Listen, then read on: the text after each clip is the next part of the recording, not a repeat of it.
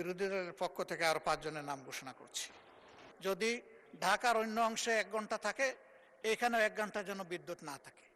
মাননীয় বিরোধী দলের নেতা, সংসদ তো চালু রাখতে হবে, সংসদ বন্ধ করা যাবে না। জি, মাননীয় বিরোধী দলের নেতা। আমার একটা নৈতিক দায়িত্ব পালনের সুযোগ দেওয়ার জন্য। গতকালকে অর্থবহ আলোচনার পর আমরা একটা প্রস্তাব দিয়েছিলাম যে একটা কমিটি হলে আমরা উভয়ে এই সমস্যা নিরসনে ভূমিকা রাখার সুযোগ পাব। আমি মাননীয় সংসদ নেতাকে ধন্যবাদ জানাই, তিনি এটাকে কগনিজেন্সে নিয়েছেন এবং একটা কনক্রিট প্রস্তাবও পেশ করেছেন। কমিটির সদস্য সংখ্যাও তিনি প্রস্তাব করেছেন এবং সরকারি দলের পক্ষ থেকে 5 জনের কথা এখানেই পরিষ্কার ঘোষণা করেছেন। আমিও তাকে সম্মান করে বিরোধী দলের পক্ষ থেকে আরো 5 জনের নাম ঘোষণা করছি।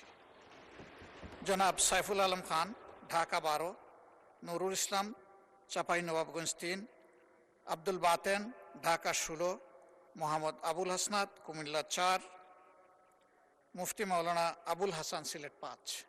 এই 5 জন ইনশাআল্লাহ একসাথে কাজ করবেন এই কমিটির সাথে।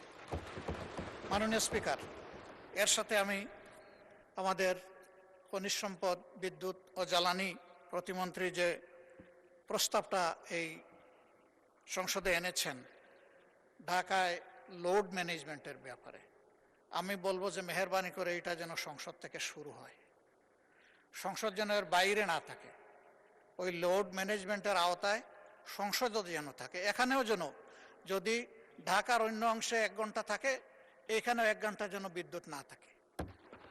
এখান থেকে শুরু হোক, তাহলে জনগণ বুঝবে যে আমরা আসলে বাংলাদেশকে একটা ইউনিফর্ম কান্ট্রি হিসেবে বিল্ড আপ করতে চাচ্ছি। ধন্যবাদ মাননীয় স্পিকার। মাননীয় বিরোধী দলের নেতা, সংসদ তো চালু রাখতে হবে, সংসদ বন্ধ করা যাবে না। মাইক দেন, বিরোধী দলের নেতাকে মাইক দেন। আমি সংসদ ভবন বলেছি, সংসদের অধিবেশন আমি বলি নাই। অধিবেশনের বাইরে অনেক কর্মঘণ্টা আছে। ধন্যবাদ। আমি সেই কথাটাই বলেছি। ধন্যবাদ মাননীয়। ধন্যবাদ।